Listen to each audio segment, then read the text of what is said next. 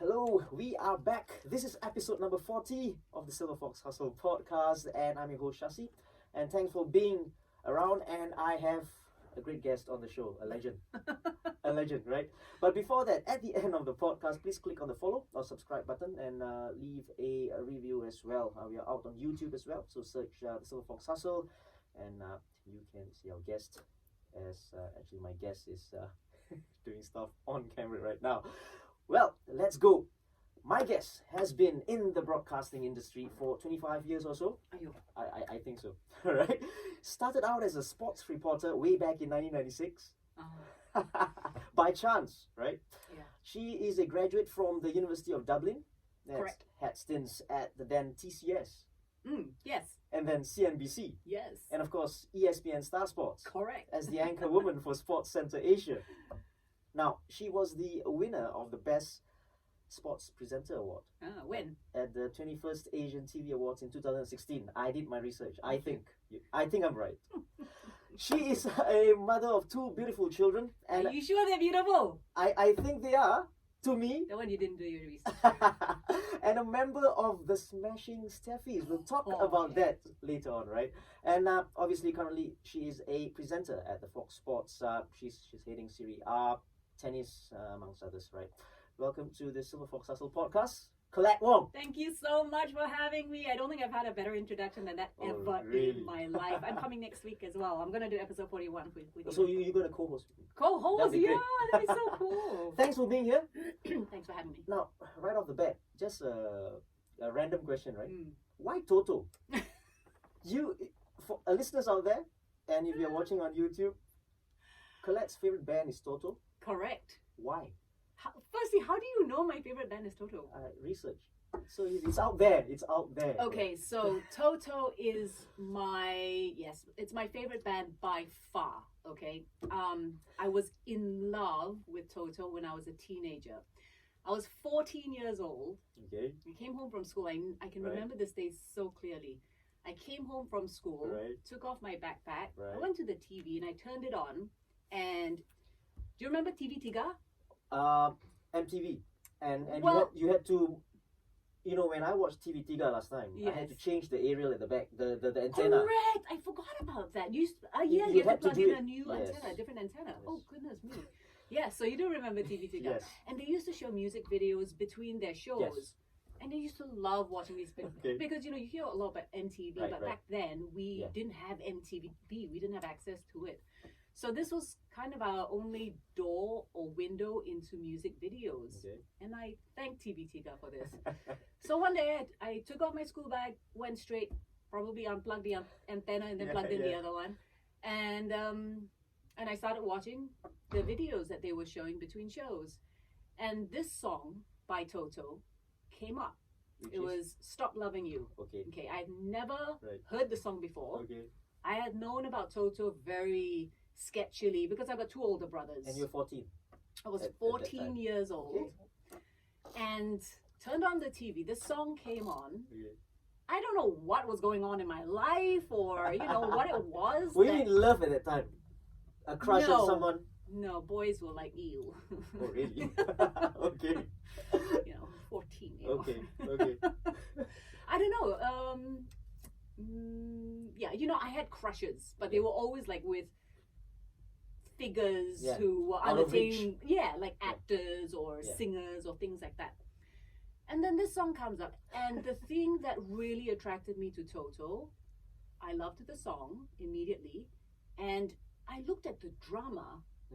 His name is Jeff Porcaro, and I fell in love with the drummer there and then, sitting watching this video, watching him play in this video, which is of course it's all made up, it's not even live, but there was something that drew me to Jeff Porcaro. Was it the drumming? Was it the looks? I think it was just his overall being. Okay. Because he's not exactly an attractive guy. He's a normal looking guy. He had big glasses and kind of a mullet long hair. There's just really nothing to go mad about.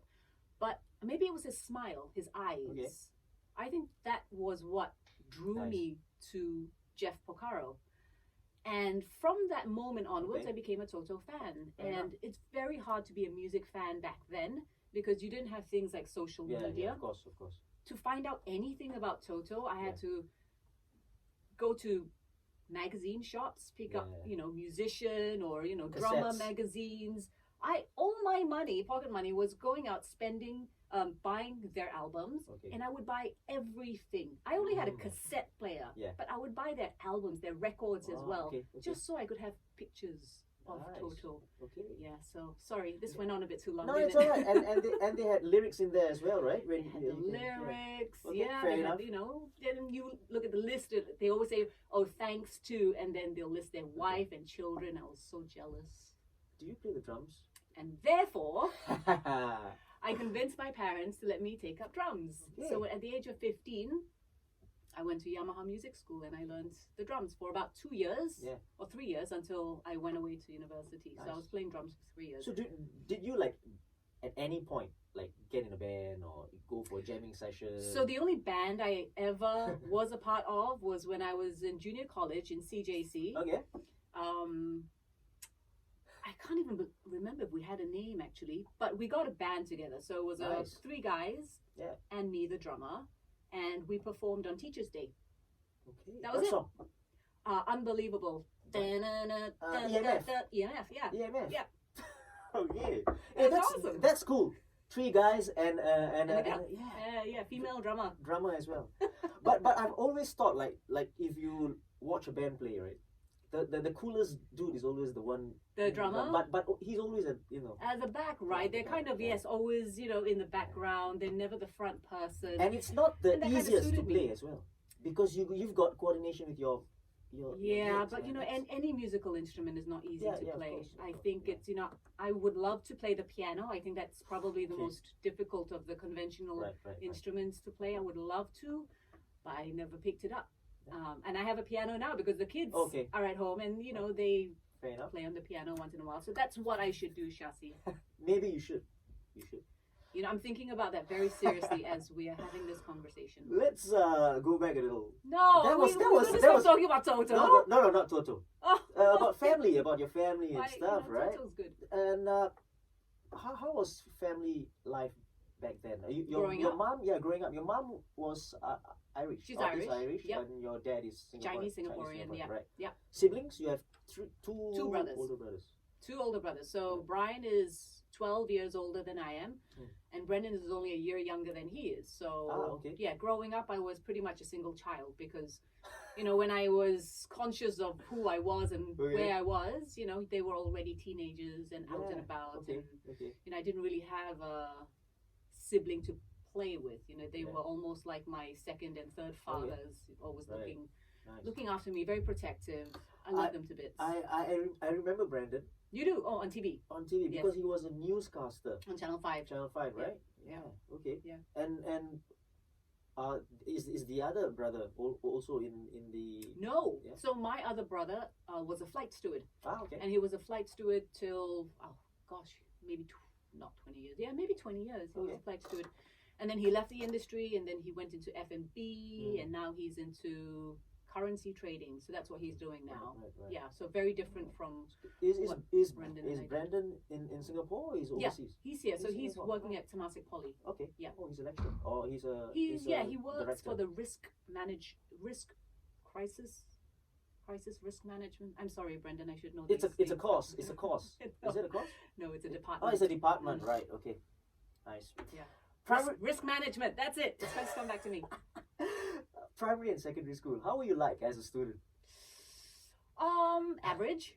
Yeah? Average. Yeah. I was never the smartest kid in class. But were you always good in? I don't know. What is it? What's it called? Public speaking. Those kind of things. No, I was extremely shy Really. as a kid, and I think I still am naturally shy. I'm not going to be the first one to get up and volunteer to give a speech or Okay. address a crowd. I'd be Right. the last person actually. Okay. But as a kid, really shy. I was very sporty. Okay. So that was my outlet. What was your CCA? I did lots of things. I did track and field in primary school, Okay. and then I moved. So I did 3 years of track and field in primary school, Okay. and I'm still in touch with my track and field buddies. Oh, really? From primary school. Wow. I know, it's incredible. Okay. Yeah, in fact, some of us are meeting up tonight. And then secondary school, I joined tennis, and then softball, and then in junior college, I played hockey. But I always loved football. But at that time, there was no such thing as football CCA in my school. You know, it just wasn't a real girls thing. CHIJ. CHIJ, yeah. So I had to venture off and find something else that I really like to do. And all these things I just signed up for because I thought, oh, it'd be interesting to learn something new. So with tennis, never held a tennis racket in my life, but I thought I'll learn it. You know, I'll join CCA tennis and I'll learn a sport. And I did. You know, and I'm still playing tennis till today. Same with hockey. Never touched a hockey stick in my life. Played 2 years of it in junior college. Absolutely loved it. But you talk about all these sports, right? After a while, or not after a while, when you start signing up for stuff and things like that, you can tell after a while that, you know, you are pretty much not a natural at it, but you know, you can learn it quickly, and you're probably good at that as well. You're sporty, and it comes a little bit naturally as well. Yeah, I just loved being out and about and playing. I liked playing games. Not at home, not board games, but I like being out and about, running around, and having some kind of physical skill to try to master. So that's why tennis was so interesting to me, because it's such an unusual movement, you know, It's not easy. It's not easy. Trying to connect racket to ball and making sure that ball doesn't fly into HDB block number 116 over there. And it's an art form. So, yeah, and that's, once I picked up that sport. See, the problem with me is that once I start something and I become good at it, I stop. And then, I don't know, I think I have a fear of going that extra step, and then maybe somebody saying, hey, you know, you should go and do this or join this team or that. I'm not really that, you know, like, you're contented. I'm happy just to play my level of sports. I don't want to do any more competitively. Right. And how apt it is, right, in terms of sports, and then you are presenting sports, right? And has sports in general helped you in any way? I mean, growing up and, you know, life lessons and stuff like that. I mean, I've never really thought of that question, actually. I mean, playing sports itself does require a lot of discipline. And I suppose because I played sports at the school level, so I represented the school, which required a lot of commitment and time. So while some of my friends after school were out hanging out and having fun and, I don't know, meeting boys and things like that, in secondary school, I had to stay back and play tennis and train for tennis and train for the school games and things like that. So I suppose that's one way it you know, helped me, give me some kind of discipline, guidance, that attitude that you have to work at something in order to get good at it. Which I was never very good at it, but you know, it can't be. No, you're still playing. I was all right. I was okay. But it never really spilled over to my academics. You know, it's not. I actually worked hard. For school, I was quite a studious person. But like I said, I was average. You know, for the time and effort I put into all the work that I did in school. But that is relative. It is, you know, and I thought this is balance. You know, I'm doing all right in school. I'm doing all right in sports. You know, I've got a loving family. I've got some great friends, and I'm quite happy being that kind of a person. I'm not a go-getter. I don't want to be the best in anything or excel in this and that. I'm just happy being happy. Nice. You spoke about your family and stuff like that, right?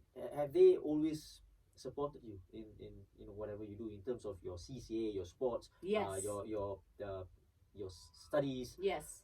You know? I think when it came to sports, my whole family is a very kind of, we like to watch sports together. So in that sense, we're very sporty. Having two older brothers who played sport themselves for school also kind of rubbed off on me. So growing up, I would watch them play football, you know, for school. My other brother played hockey as well. And, you know, and I was always I was always very, very sporty. I also bowled. I was a bowler when I was a kid because my mom bowled. So I used to always go to the bowling alley with her, and ultimately I picked up the bowling ball and I started to bowl as well. So I absolutely love this bowling. goes on. Yeah, it does actually. And then my dad was an avid golfer.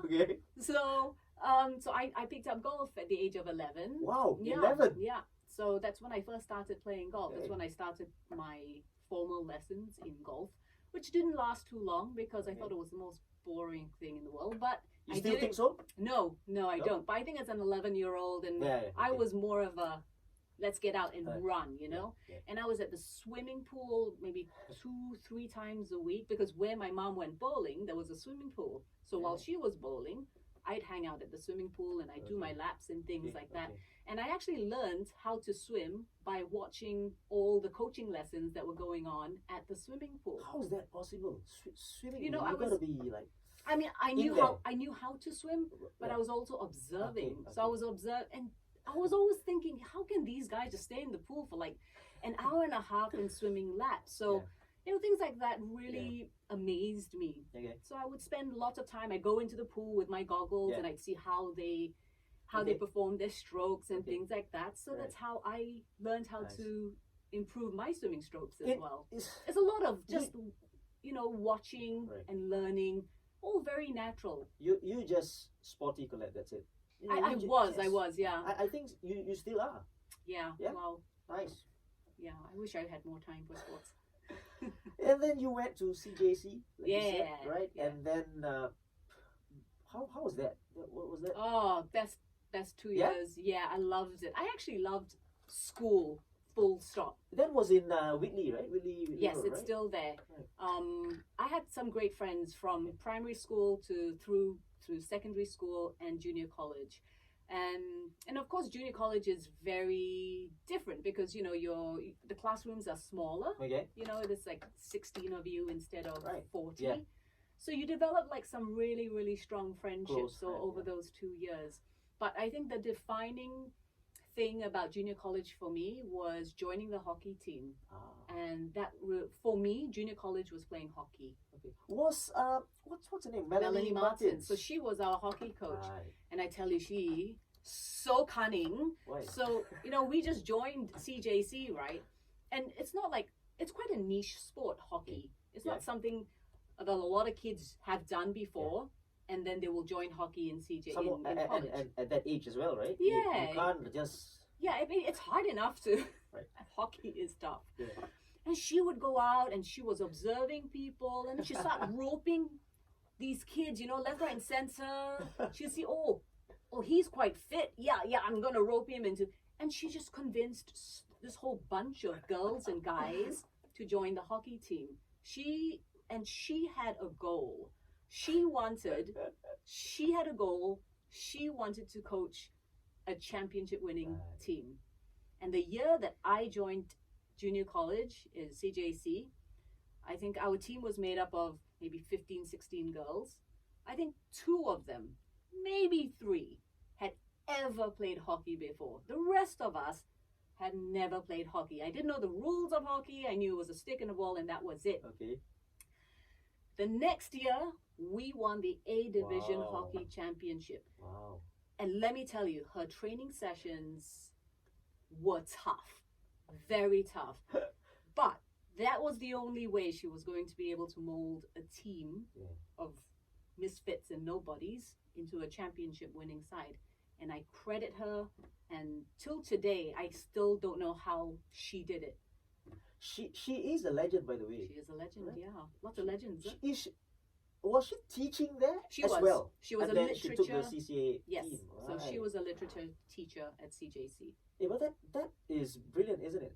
As a coach, right? I know. To fantastic, and it was the first time CJC had ever won the A Division title. Nice. We beat the powerhouses of ACJC and Raffles. Nice. Congrats. Well done. Now, University of Dublin. Yes. Why? Because my mom is Irish. She's from Dublin.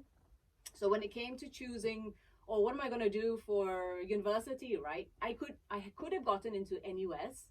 My grades were okay. You can join the arts faculty, yeah. And I thought, okay, arts faculty, okay. Not bad. Then all my good friends were going away. Okay. So we started, I joined them and looking at universities and things like that overseas. And then we got into this idea that, oh yeah, we'll go to the UK and we'll study there together and this and that. And then while I was deciding where to go, my dad suggested, why don't I go and study in Dublin? Right. And I thought, yeah, why not? That's a really good idea. There are some amazing universities there. Right. And I thought, that's a wonderful way of me and us, so the rest of my family, of reconnecting with my mom's side of the family. So everyone went up there? So I only went up there, but my mom and dad spent 6 months in Dublin when I went over. Okay. And I think they had the best time of their life. Nice. And so I was 3 years in Dublin. Yeah. So I reconnected with cousins, aunties, uncles, and I stayed with an uncle for a year while I was there. Okay. And I thought it was a really good decision and just made me rediscover the other side of my family, you know, my mom's side, and a bit more about her culture and where she's from and how she grew up. Right. And yeah, it was an amazing time. The people of Ireland are just phenomenal. Can you do an accent? No, cannot. Come on. No, cannot. You know, even my mom, but you can, right? Even my mom has lost her accent. Really? Yeah. So but she's been here for how long? Since 1961. You would like lose it, right? So if you spoke to her, you wouldn't be able to identify that she's Irish. Yeah. Okay. Yeah. But you can't. No. I'm still trying.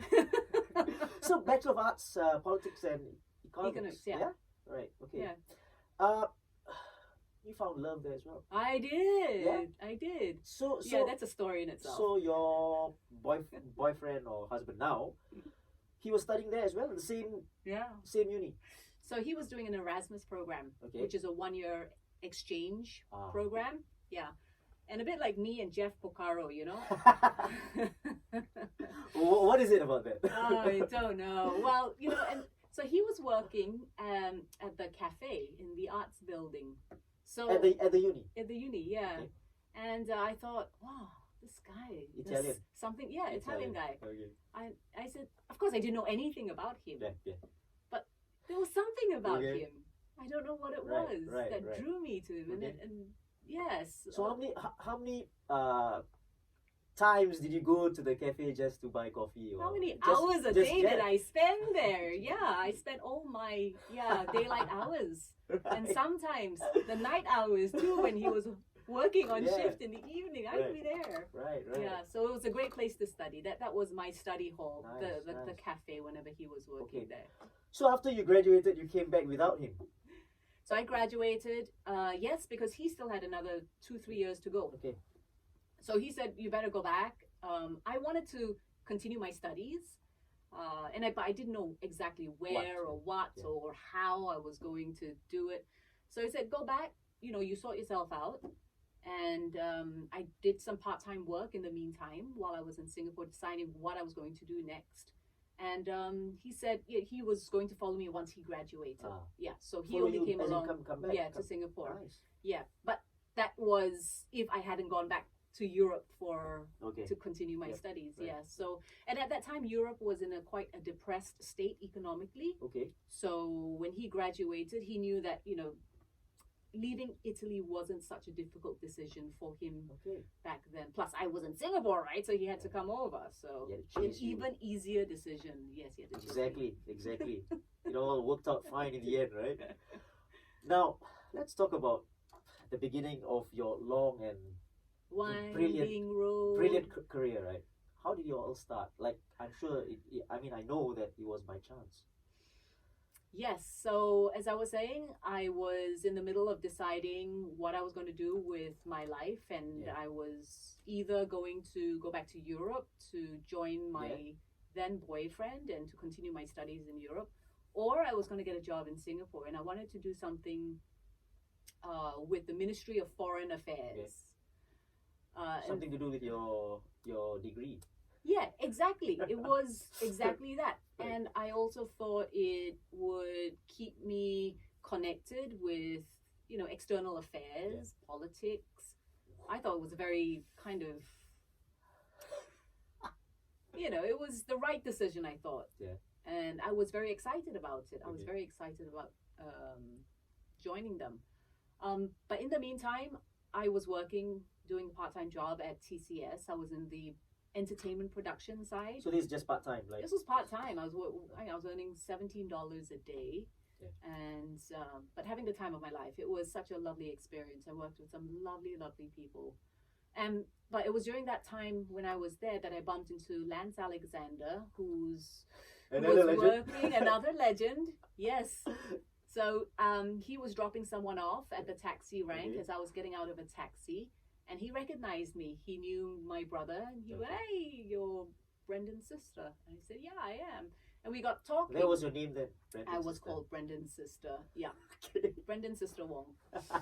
And he said, "Oh, what are you up to?" So we just got chatting and things like that. I was asking him the same question, and he said that they were looking for sports reporters for TV12 back then. And that's the show. He was working on a show with the bowler, Grace Young. They were presenting I think it was a bi-weekly sports news program on Wednesdays and Sundays, and they were looking for cub reporters to kind of file stories for them. And I said, okay, I'm not doing much these days. I'm still kind of deciding what I'm going to do. So I went for the interview and I got the job, and that's how it started. So that was the start, right? That was the beginning. How was it for you? Was it difficult? Because you didn't study for that. No. Yeah. But I mean, a lot of the time we don't really study for what we go into. Exactly. That's why I did a general arts degree. I had no kind of calling to be something or other. It was such a fun job. I mean, I really enjoyed it. Firstly, it was sports. Yeah. Secondly, I was learning something new all about television production. Thirdly, we were a really small unit, so it was a very cozy, tight-knit group of people. And I worked alongside some really talented cameramen, editors, and reporters. What was your main role? I was a reporter. Right. So I had to go out and file stories, interview people and piece stories together. And of course, I didn't know how to do all that when I joined them, but they held my hand and brought me through it. It was a really good first introduction into television production. Anyone you looked up to at that time, like holding your hands and teaching you the ropes? Anyone in particular? Yeah. I mean, they were all fantastic. So we had a cameraman, Brad Dillon, who I remember. The first story I had to do was the Davis Cup team in Singapore. Now, so the first time ever, I'm going out with a crew. And I've got to ask my questions, and then once I'm done with all that, I've got to get my B-roll, and then go back to the office, write my story, edit it, and then file it. So Brad was phenomenal. He helped me with everything. We went out in the morning, I think at 10 a.m. We came back at about, I'd say, 3 o'clock in the afternoon. And he stayed with me in the office till about midnight. Wow. While I finished writing and editing. Right. It was just, such a lovely, lovely person. Those are long hours, man. Well, that's because it was my first story, I mean, now if you ask me to do this, I'm probably done in an hour or two. But it took me 8 hours to file my first story because I'd never done it before. Right. So, it was people like him and the guy who hired me, YK Chan. He was the senior producer. Heather Cholton was the editor back then. Fantastic.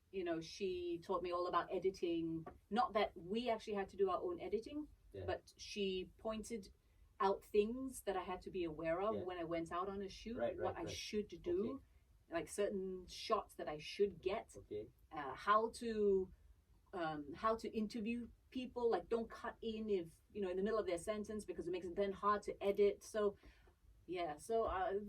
those were the original pioneer bunch of people at TV12. Those are like very important tips, right? Like so the that's details, how, right? yes, correct. And that's how I learned television production. It wasn't in a classroom. It was going out there, throwing me in the deep end, and having all these reliable people to ask whenever I needed help. Any presenter at that time you looked up to, like, this? No? No one. No. Okay. My brother. Good role model. Yeah, I think So it was him. Yeah. From 96 to 2000 you were there, right? Yeah. And you rose up the ranks. I did. Yeah. Yeah. Quite. I don't know. It just happens, right? You became a producer and yeah. So your responsibilities grow. Once you're, people come and go. Yeah. So once somebody there leaves, then they ask you, oh, do you want to try this? You have to step up. Yeah, do you want to start line producing? Oh, okay, I'll try line producing. People go on leave or things like that. So who else is in the office to do it? Okay. Hey, Colette, come and do this. Right. Yeah, so again, it was a lot of hands-on. That's how I learned. Did you think at that time you would last, like, be in this, at that time when you first started out? Or I don't think I thought much beyond tomorrow at that time. Yeah. No, it wasn't in my ambition to be what I was doing all my life in television. But it never really occurred to me that I should probably be plotting or charting a course for my career. I was just doing what seemed fun and making me some money back then. It's the same for all of us, right? I mean, nobody knew at that age, like, you know what I mean? Like, even if you've taken a degree in something, you just don't know what you're going to do anyway. Yeah. Like now, for example, being in my 40s, I'm thinking, this has a shelf life. Being a TV presenter, it does have a shelf life. So what am I going to do going forward? Now I'm thinking, Okay. now I'm starting to think, what is the next step for me? What should I be doing now in order to prepare myself for the next part of my career? Right. And will it be a career in this? I don't know. Yeah. I don't know. Good point. Yeah, I'd love to go into teaching, actually. I'd love to be able to give back and share my experiences with kids. Really? I'm not sure if I'd be the right person, but you would be. I think it would be, it's just something, it's a good cause, isn't it? Yeah. Teaching. It's tough. But it's a beautiful job, right? Yeah, it's very rewarding, isn't it? Yeah. He says, moving on quickly. CNBC. CNBC. How did that come about? Why leave? Yes, why leave is a good question. So back then, I really wanted to join ESPN Star Sports when I was at TV12, when I was at Sports City. You wanted to? I wanted to. Why? Because I thought that was the next step. Okay. That was progression. That would have been progression. And it was a bigger company. I thought I'd be able to get more exposure doing other things. No disrespect to TCS and TV12. Okay. They were fantastic for the start of my career. Right. And I could have probably stayed on and joined Channel News Asia. But I wanted to expose myself to a different culture, different environment. If I had gone from Sports City, TV12 into Channel News Asia, I think it would have been quite a similar kind of working environment. Okay. I'm sure you come across the same people. Right. And I wanted to expose myself to a different set of people, different, who had different experiences and different cultures and things like that. And that's why CNBC really attracted me. It interested me. I needed to get out of my comfort zone. That was the big thing. I was getting too comfortable doing sports television. So Channel News Asia said, how about a move if that's where you want to go? And I said, that's where I want to go, but I think I'd like to go to a different company. Okay.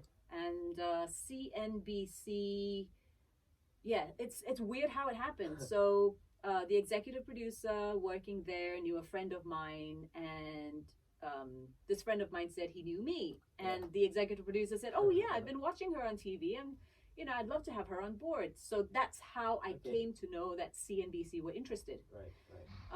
And then that's how it started. I went for the interview, I got the job, and it was an experience. Just bringing back to that point, right? Like someone has seen you before on TV doing a job and stuff like that. How important is reputation then? It's very that's a really good point, actually. I never really thought so much about it. And I also thought, look, Singapore is a small place. So if you're looking for a presenter, there are not many people to choose from, right? Like a presenter who's ready to go, not someone that you want to mold. So where do you look? But you have to be good as well. You can't just, you have, for example, you have 10. Got slim pickings, right? No, but seriously. Reputation is very important, right? Yeah, I suppose I was doing an okay job. I don't think I was ever like wow or amazing presenter. You were doing a great job. Come on. I was just doing the job. Right. Nothing outstanding. And you were there for 4 or so. Yeah, 3 years at CNBC. Yeah. So how was that? Yeah, it was. So I was the general news reporter, and it was a great experience because again, I got exactly what I wanted. I got to see how a different company worked, how they produced their clips, and it was just a different level of professionalism at CNBC. Was it more professional? It was a different kind of professional. It was, they did things differently from how our local, TV station used to do it. And I'm not going to say whether it was better or not. It was just a different way of working. Was it based here? Yes, CNBC was based here. Okay. It's still here. Yeah, okay. So I was in charge of their general news, and I'd pop up every half an hour with a news report. And in that time, I got to learn a lot about business news as well, because they're a business news channel. And it was great. I mean, there were a lot of young people working there. I was young back then, so it was a wonderful working environment in the sense that after work, they'd go out, they'd have a drink together. Yeah. So they worked hard and they played hard there. But ultimately, I got into the early morning shift. And the early morning shift started at, I was in the office at 3:30 in the morning, which meant I was up every morning at 2:45 a.m. because we'd be on air at 6 a.m. Then, of course, there's makeup and hair and things like that you have to do on top of the preparation work that, you're preparing for the day. And I did that for about, I think, a year and a half. And I couldn't do it anymore. I was not... Every single day. And it took a toll on my health because I was getting sick very often. Okay. And it, after a while, it's just too much. And in that time when I was thinking, is this what I want to do for a long period of time? Opportunities then came up at ESPN Star Sports. Okay. So I went and, queried that, and I was able to land a job at ESPN Star Sports, and therefore I handed in my resignation at CNBC. And when I did, she said, "Oh, but how about I give you the evening show?" Okay. I was like, "No, it's okay. It's a bit late now." Wow. Right. Okay. And just all this time, where was your boyfriend or husband at that time? Here. Or you already came back to Singapore? So he was in Singapore, I think, late 90s. Okay. Yeah. So I think he joined me like 3 years after I came back. Okay. He was here and then he left to go back to Italy to work, and then he came back again like a year later. Okay. So 2004, ESPN Star Sports, right? Yes. Yeah. Is it safe to say that is basically what you wanted to? Yeah. Yeah. Finally, right? Correct. Finally, I finally got my dream job, and it took a long time. It took the 3 years that I wasn't doing sports television. Yeah. And when it arrived, I was absolutely delighted. A guy called George Green hired me. Yeah. He's legendary, big time legend. Yes. And absolutely lovely guy. He also showed me a lot of the ropes and helped me through the initial stages of my career at ESPN.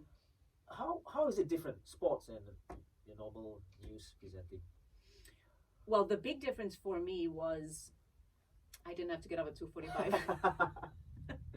Yes. But seriously, the big difference was reporting on, at that time when I was working at CNBC, we were right in the middle of the war. 9/11 had happened, and the search for Osama bin Laden was full on, and so a lot of my days were filled up writing reports on that, and there was a lot of talk about death and destruction, and there was it was just pretty morbid stories, you know, whereas in sports, rarely does anybody die in sports. Yes. It's fun. It gets people happy. People are really excited about sporting events. And when you're, you know, reporting on a, you know, Manchester United 5, Stoke City 0 or something like that, and you get all these Man U fans, you know, jumping up in joy, or, you know, it's just happier vibes, much happier vibes. You're a Man U fan. I used to be. Used to be. Yeah. I'm not much of a Football. yeah. Yeah. So you don't. Not much of an English. No, I don't. Right. I don't. Okay. But I still want Man U to win. Fair enough.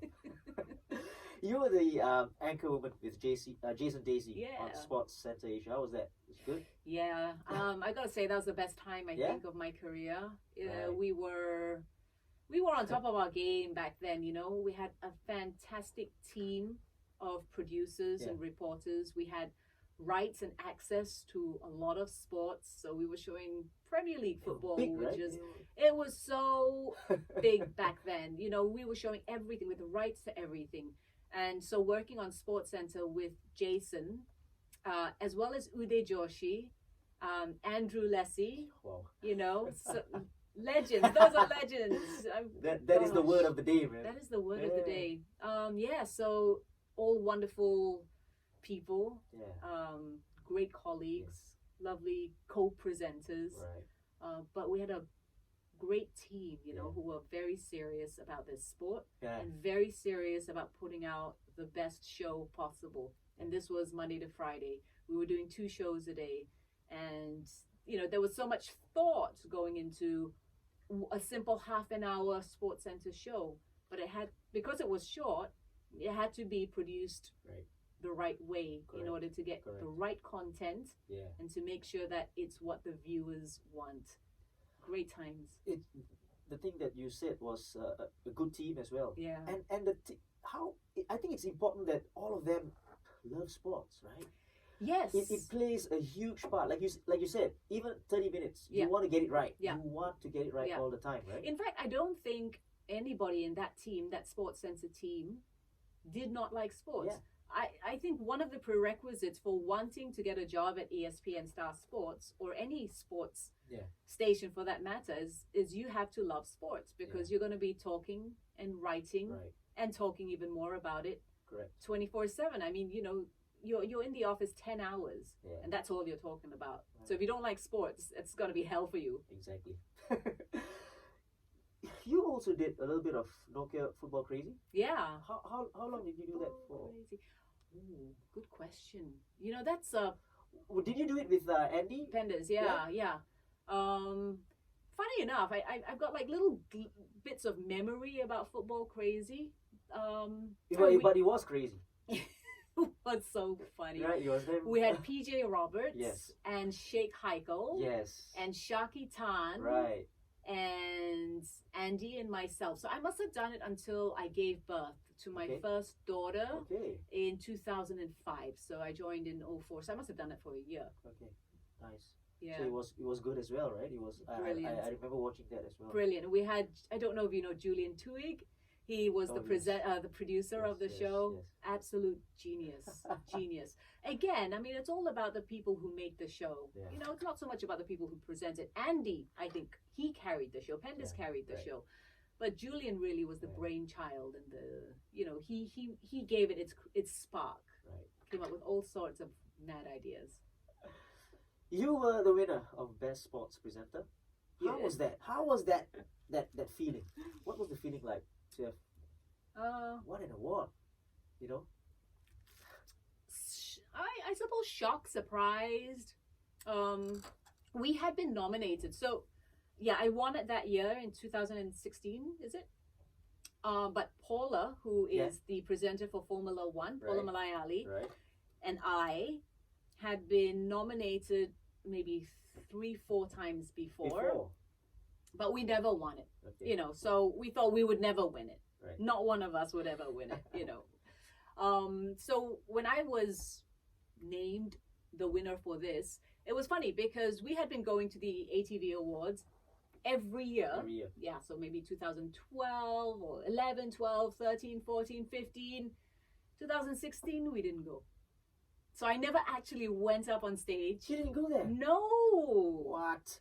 I know, Why? right? So in a way, it feels as if I didn't win it because I didn't actually go up on stage, shake hands with the presenter, get my award presented and to a me. speech as well. No speech. Well, thank goodness got no speech. Wow. Yeah, so I think in a way because of that, it's never really been a big part of my psyche. It's like I forget that I've won it because I didn't have that moment where it was announced that I was the winner.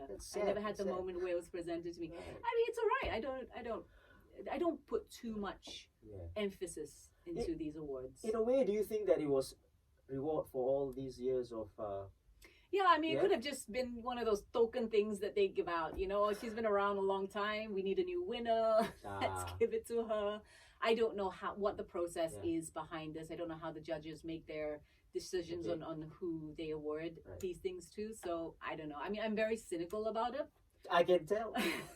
I can tell. Yeah, but as long as I'm happy and the people who are watching are happy, that's all that matters. Now, all these years, right? You've met stars from different sports, right? Tennis, football, and golf. Who were the most memorable ones? Can you just pick? Roger Federer. Yes. Yeah, so he's my favorite of all time. He's my favorite. Mine too. Oh, really? Yes, he's to me he's not a football player. He's class. He's very classy. Yes. He's very likable. Yes. Like Djokovic, he's probably going to surpass Nadal in terms of the number of titles, right? I think he's already level on with no. So he's Grand Slam titles, not yet. He's on 18 compared to 20. Yeah. So he's I think he's gonna eventually, yeah. But he's not likable. I don't know why. He's poor guy, and he wants to be so loved.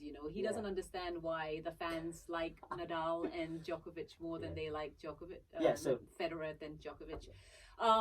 But for all the reasons that you mentioned why you like Federer, that's one of the most reason why it's one of the most memorable interviews I've ever done. I've interviewed Federer not too many times, maybe 3-4 times. That's enough. I know it's pretty special to be even in the vicinity of someone as great as Roger Federer. But every single time I've come across Federer to interview, he has been the most respectful.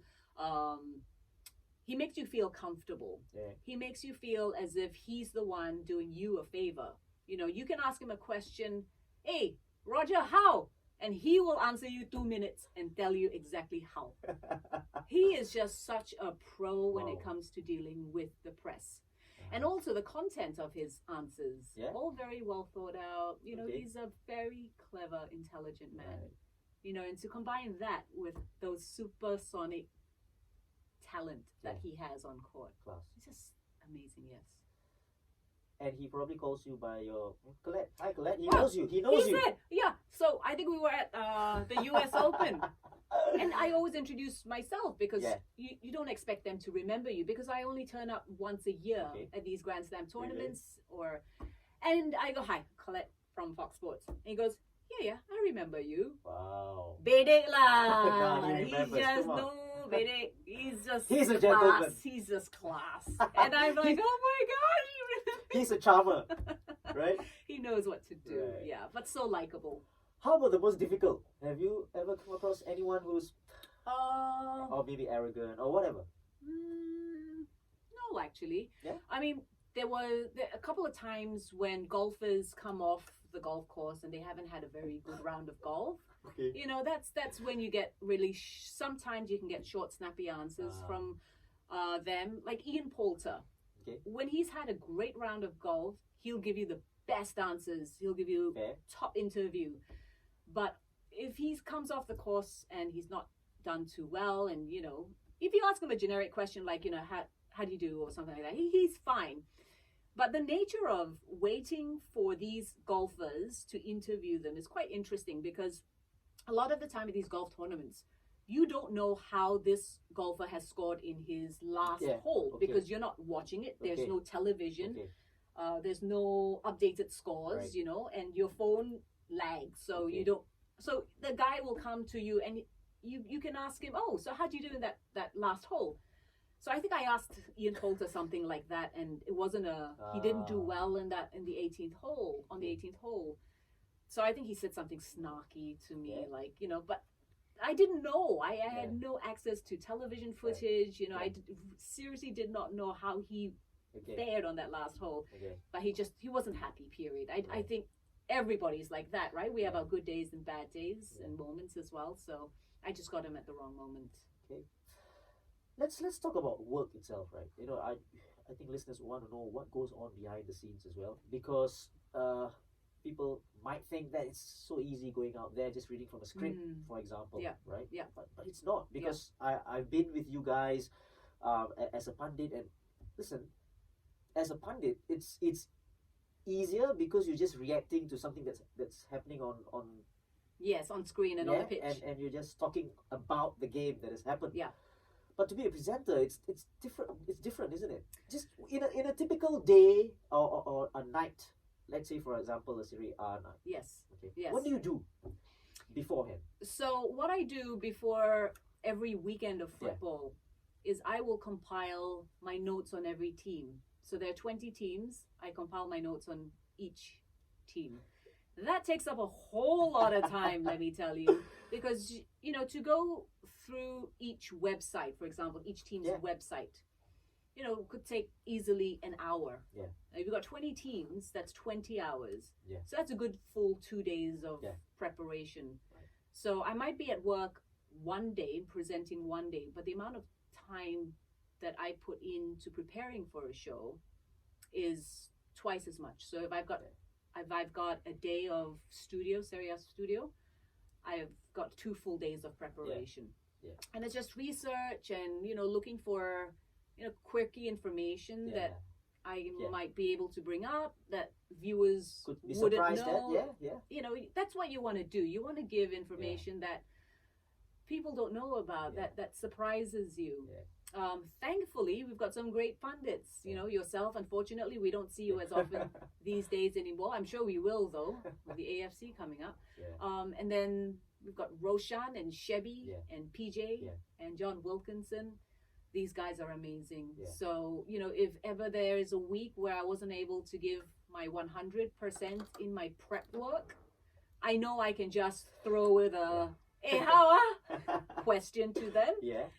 And those are the tricks, right? Yeah, exactly. So you got to know. Yeah. But it also helps to know your pundits. Yeah, because of course. Sometimes you get guest pundits and you don't know them very well, so you can't throw them a how question. True. So we're going to get Sven-Göran Eriksson coming up next weekend. Nice. Yeah, so he's going to be a guest pundit for us. That'll be cool. And I'm really looking forward to that because he is just a great manager and a wonderful person to interview. Exactly. And he's got so much Serie A experience as well. Yes. So it'll be great. And we've got Roshan as well, I think, on board for that show. So he's going to enjoy it too. And listeners listening as well, right? And it's not easy because like you said it, right? 20 teams, you spend like 20 hours and the worst part is on game day you don't talk about all of that. Oh no, exactly. You don't talk about all that you researched. Correct. But so like 80% you don't even use. Right? So that's what people don't know. Yeah. So now you know. Yeah.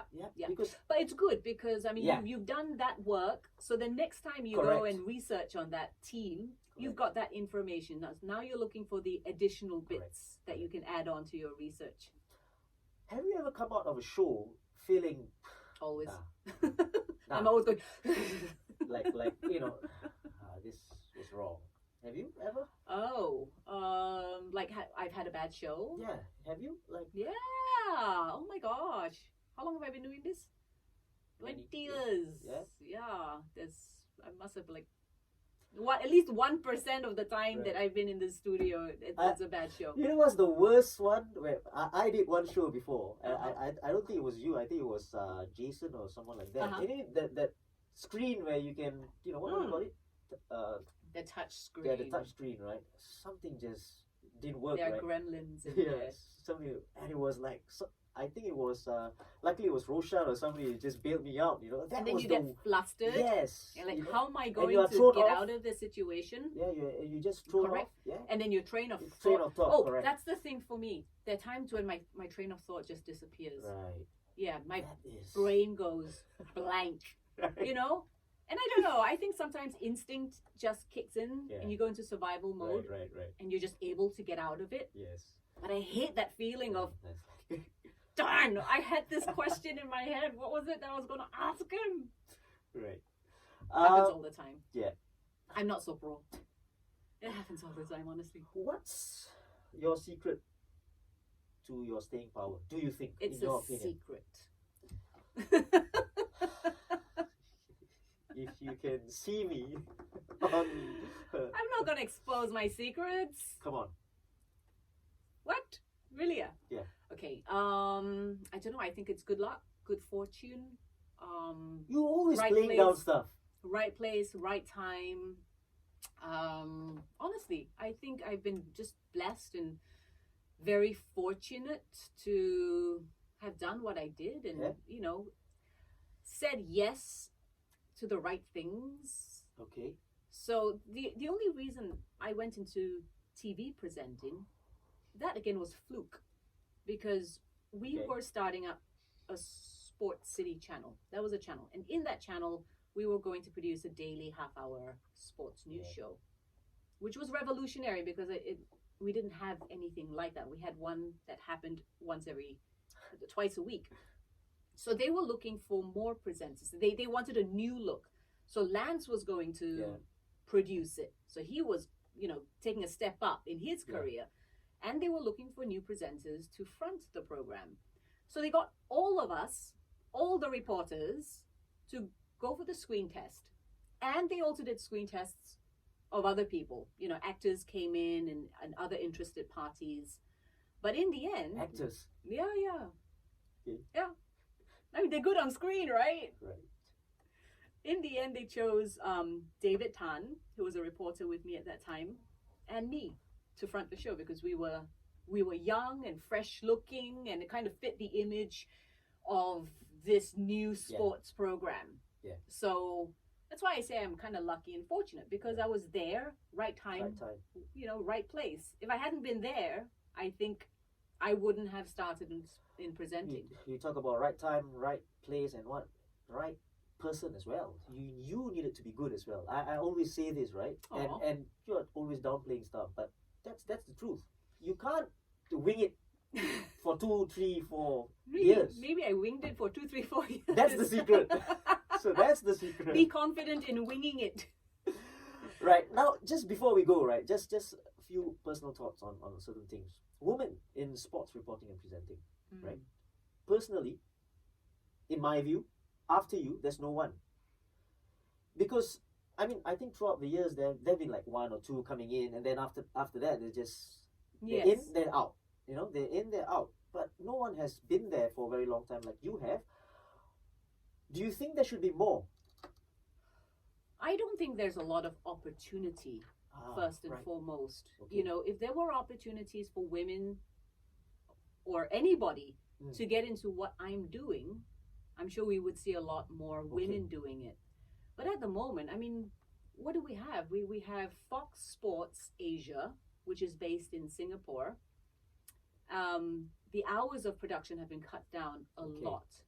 So we used to have a few more female presenters, which you would have seen on TV. But of course, with the cutting down of production and studio, it meant that they had to cut out certain people.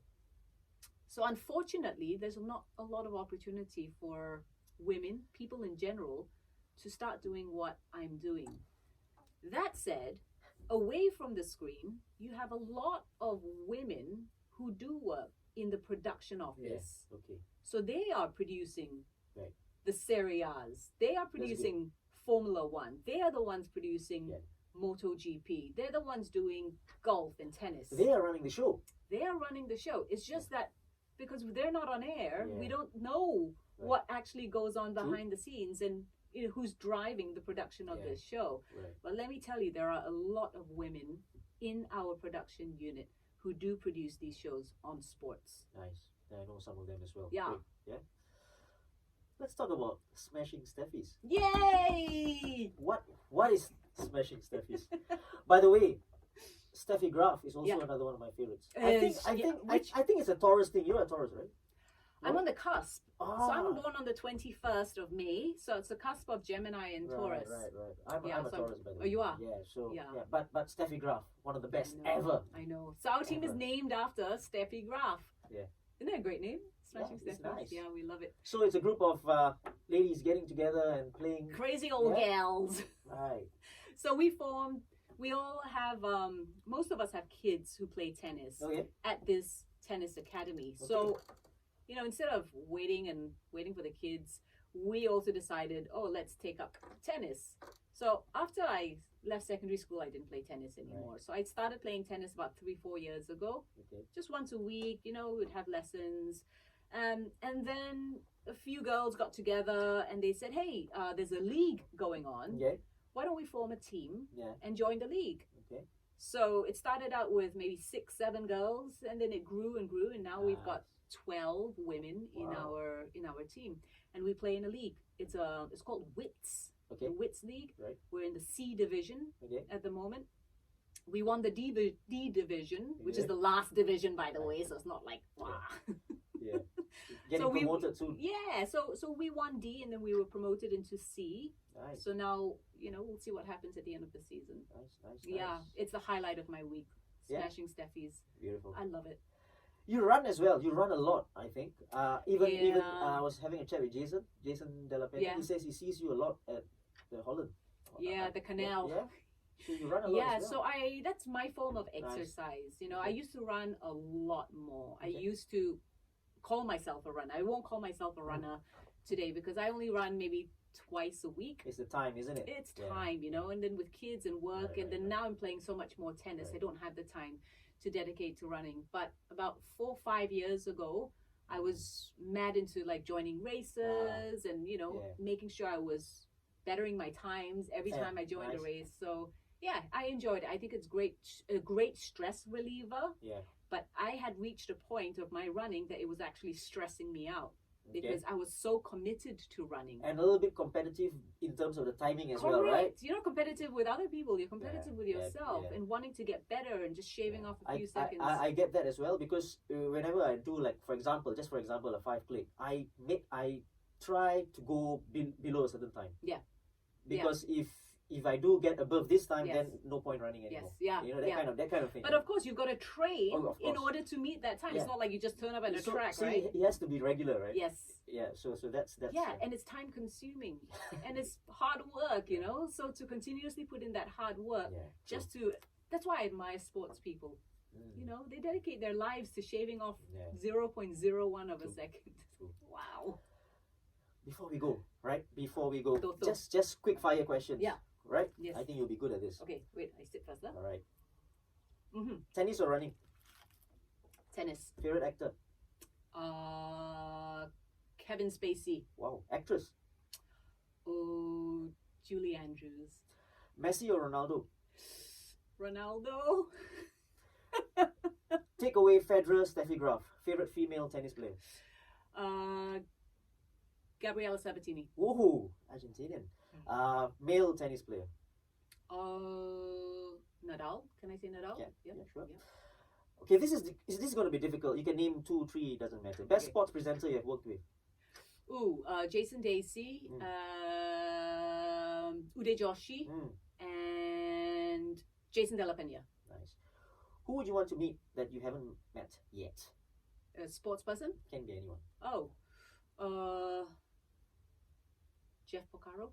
He's dead though. Yeah. Okay. Where was I? Biggest achievement.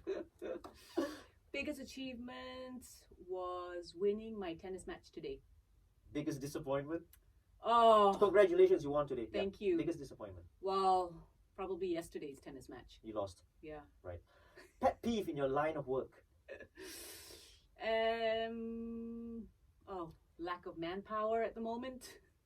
Oh, that's currently that's a current problem. Best part about your job? Oh gosh, sports. talking about sports. Lovely. Now, this is what someone said about you. You just had a chat, right? Love working with her. Incredible professional, top-class presenter, and more importantly, a good person. She's great at what she does, and she marries that with a great work ethic. Doesn't complain, just gets on with it. She's an example for budding presenters looking to get into the industry. Can learn a lot from her. Oh, how much did you pay this guy? Nothing. Oh, nothing. Oh, you got it for free. Yeah. Wow, bad. Guess who? My mother. Rich Roshan Rai. Oh, no way! Yeah, I just had I asked him about you and what does he feel working with you, and that's what he said, right? And I just picked out a few, right? Like a good person. To me, that's what it is all about. At the end of the day, great work ethic. You just get on with it. Yeah, just no choice, right? What do you do? Kick and scream, and you can't, because it's just this is what I've chosen.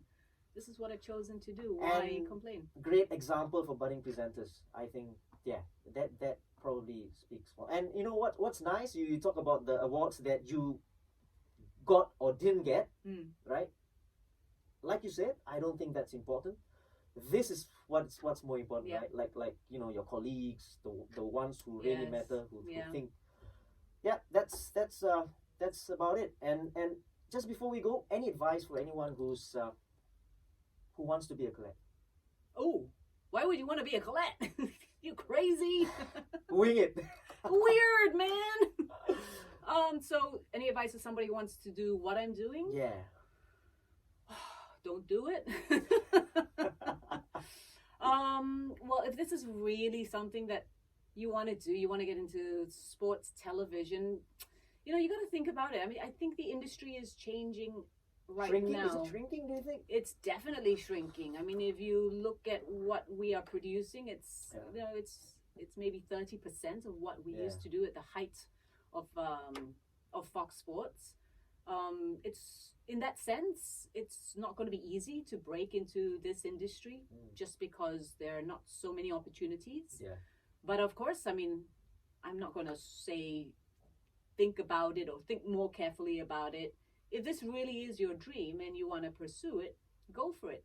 But sports television isn't the be all and end all. You can get into the sports industry so many other ways. I think sports administration is a really creditable job. If you start out there, learn the ropes, learn what it is, what the sports industry is really like and how it works. I think that's where the real sports is, You can be presenting sports on TV, but at the end of the day, you're not changing anything.